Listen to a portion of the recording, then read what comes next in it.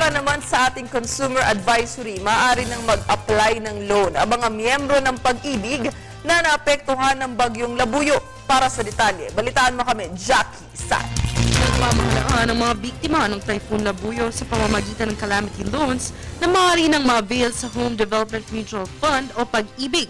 Ayon kay Vice President ng Pag-ibig Chairman Jejomar Binay, ang mga kababayan nating nasalanta ng bagyong Labuyo na nakatira sa mga lugar na idineklarang state of calamity ay maaari nang mag-apply ng calamity loan sa Pag-ibig sa halagang 80% ng kabuoang ipon o savings ng mga ito. Ang loan na hihiramin ng mga biktima ng bagyong Labuyo ay maaaring bayaran sa haba ng 24 na buwan o 2 taon na may annual interest na 5.95%. Ngunit maaari ring mamili sa mga deferred payment schemes.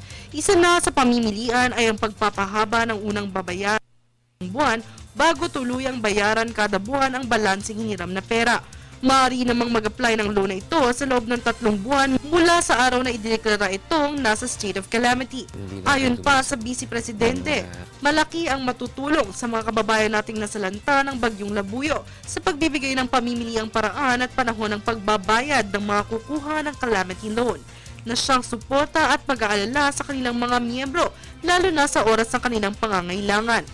Ilan sa mga lugar na idineklarang state of calamity ay ang Dilasag, Dinalungan at Kasiguran ng Aurora.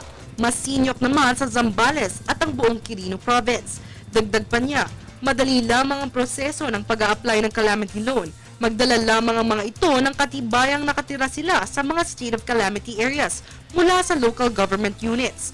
Ayon naman kay Pag-ibig President Darlene Marie Berberabe, nagde-deploy rin ang ahensya nila ng mobile offices sa mga state of calamity areas upang mailapit sa mga biktima ng Labuyo ang serbisyong handog nila sa mga ito. Para sa Telebisyon ng Bayan, Jackie Say.